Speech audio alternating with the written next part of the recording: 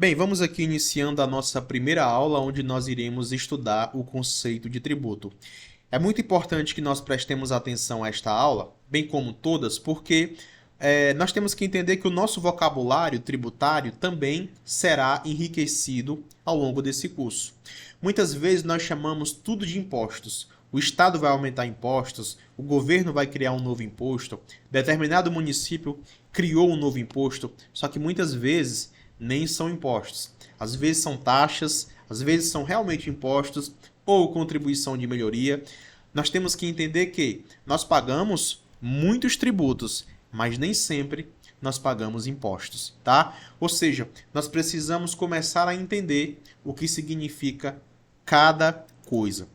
Então, sempre que eu estou dando aula de direito tributário, contabilidade tributária, gestão de tributos, planejamento tributário, eu sempre indico essas duas fontes. A primeira, a Constituição Federal, naquilo que diz respeito à parte tributária, e a segunda, que é o Código Tributário Nacional, onde praticamente o nosso curso está baseado nessas duas fontes, que são as principais quando o assunto é sistema tributário nacional. Vamos aqui falar da atividade financeira do Estado. A atividade financeira é o conjunto de ações do Estado para a obtenção da receita e a realização dos gastos para o atendimento das necessidades públicas. Então, a atividade financeira do Estado é tudo que o Estado faz para obter receitas. Tudo bem? Para que ele obtém receitas? Para colocar em prática tudo aquilo que ele se propõe a fazer. E não vamos aqui entrar no mérito se ele trabalha de maneira eficiente ou não. Cada um de nós temos as nossas opiniões. Se colocarmos esta questão dentro de uma turma de 50 alunos, metade vão dizer que o Estado é eficiente, a outra metade vai dizer que não, né? Então, há dois tipos de receitas financeiras. A primeira são as receitas originárias. As segundas são as receitas derivadas. Sobre as receitas originárias, o Estado, atuando como particular, ou seja, não possuindo as tradicionais vantagens que o direito público lhe dispõe, obtém receitas. Por exemplo, quando o Estado aluga um prédio a um particular. Então, o Estado tem um prédio, tá? E ele aluga a uma empresa privada ou aluga a qualquer outro ente, tá? E ele recebe um valor por isso. Tem uma entrada de receita, mas essa é uma receita originária, porque o Estado não está obtendo essa receita utilizando todas as suas prerrogativas legais que o direito público lhe permite. Mas também o Estado pode conseguir receitas derivadas. O Estado age com todas as suas prerrogativas de ente público e dessa forma pode obrigar os particulares ao pagamento de tributos. Aí aqui a gente vai lembrar do artigo 5 da Constituição, onde vai falar que ninguém é obrigado a fazer ou deixar de fazer nada sem lei que o obrigue. Então aqui, aquele artigo 5 da Constituição já é uma expressa explicitação do poder estatal, tá? Ou seja, é o Estado quem diz, através de lei, o que o contribuinte vai fazer ou não, o que é que a pessoa vai fazer ou não, tudo bem?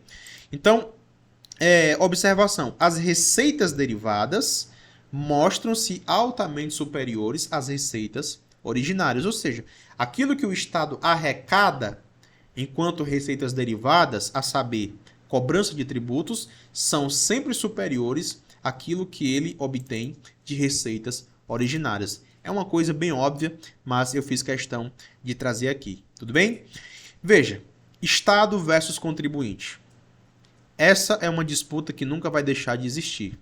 Na relação tributária, existem dois sujeitos. Nós temos o sujeito ativo e o sujeito passivo. Eu vou fazer uma pergunta. Você já ouviu falar nesses termos no âmbito tributário?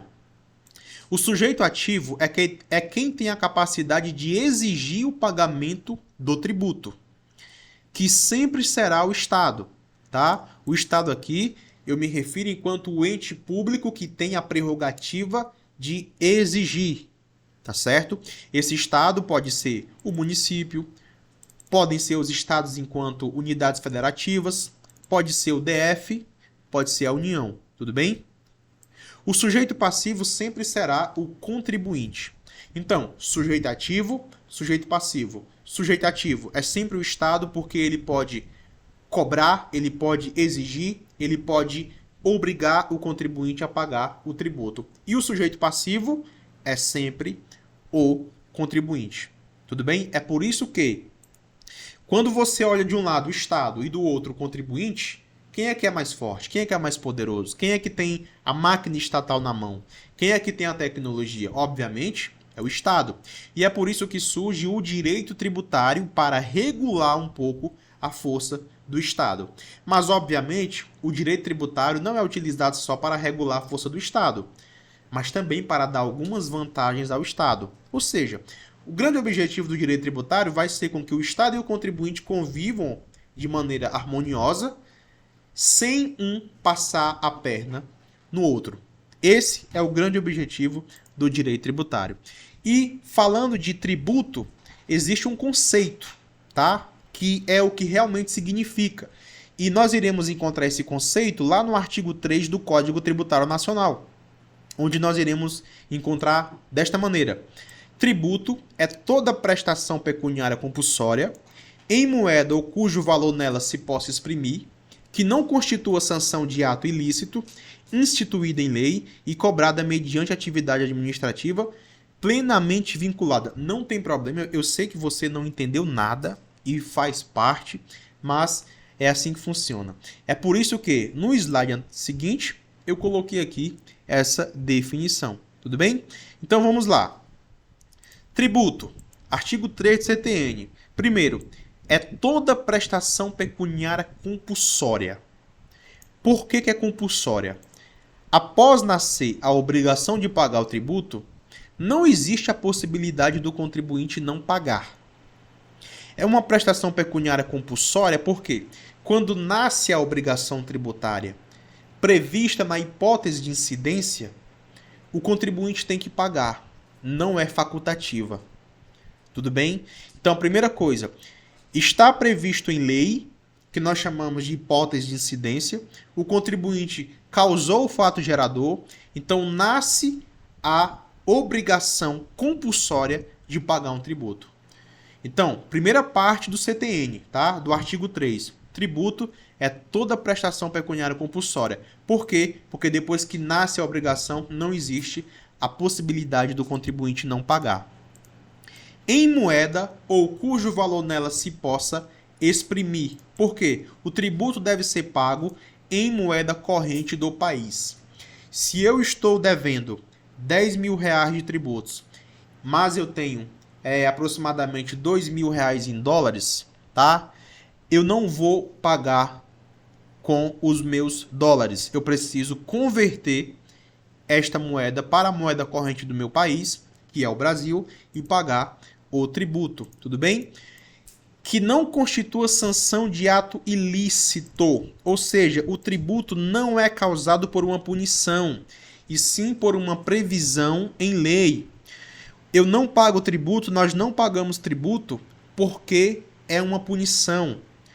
Quando nós somos punidos, quando nós fazemos algo errado, nós pagamos uma multa. Tá? Multa não pode ser confundida com tributo. Eu pago o ICMS, o ISS, o PIS, a COFINS, as empresas pagam imposto de renda e contribuição social sobre os lucros, não é porque elas estão sendo punidas, é porque existia uma previsibilidade legal, tudo bem? Que inclusive quando estivermos estudando os princípios do direito tributário, o primeiro princípio será o princípio da legalidade, tá certo? Continuando, que não constitua sanção de ato ilícito instituída em lei. Ou seja, o tributo só pode ser cobrado se for instituído em lei, tá? Se não tiver uma lei criando um tributo, ele não vale. O município está cobrando uma taxa, porque o prefeito acha que, através de uma medida provisória, através de um decreto, o prefeito quer cobrar uma taxa. Isso não existe. Precisa de uma lei. Tudo bem? Se não tiver uma lei, se o tributo não for instituído legalmente, passando por todo o trâmite legal, ele não é tributo, é inconstitucional. Tudo bem? e cobrada mediante atividade administrativa plenamente vinculada, ou seja, a atividade vinculada significa que a autoridade fiscal não pode escolher se vai cobrar ou não tributo, ela tem que cobrar. Então, uma empresa causou o fato gerador, ou uma pessoa física causou o fato gerador. O fisco, né, o ISS, a Cefaz, né, a Cefim, que cobra o ISS, a Cefaz, que cobra o ICMS, a Receita Federal, que cobra os tributos federais, esses órgãos fiscais, tá, eles não podem não cobrar. O auditor da Cefaz, ele não pode interpretar por conta própria, aconteceu o fato gerador, o contribuinte tem que pagar, mas eu, fiscal, não vou cobrar. Ele não pode. Se ele não cobrar, ele vai ser penalizado, vai ser responsabilizado, tudo bem? Ou seja, existe o Estado que institui o tributo e existe o órgão que fiscaliza.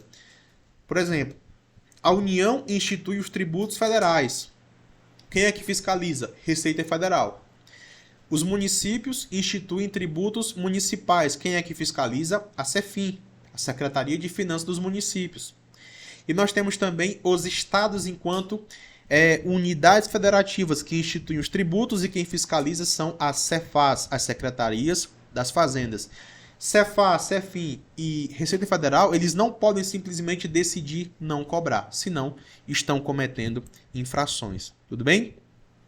Veja, no ordenamento legal brasileiro, há 5 espécies de tributos. Nós temos aqui os impostos, as taxas, as contribuições de melhorias, tá? Os empréstimos compulsórios e as contribuições especiais. Agora veja, preste bem atenção. O Código Tributário Nacional, ele considera 3 tipos de tributos: os impostos, as taxas e a contribuição de melhoria. O STF considera 5. Nós temos aqui 2 teorias, a teoria tripartite, que são 3 espécies de tributos. Essa teoria tripartite é a do CTN. Nós temos a teoria pentapartite, que é a teoria do STF, que são 5 espécies de tributos. Qual a teoria correta? As 2 são corretas. Porém, a que sempre deve vigorar é a que o Supremo Tribunal Federal interpretou por último. Então, a que nós estamos aqui utilizando em nosso curso é a teoria do Supremo Tribunal Federal. Tudo bem?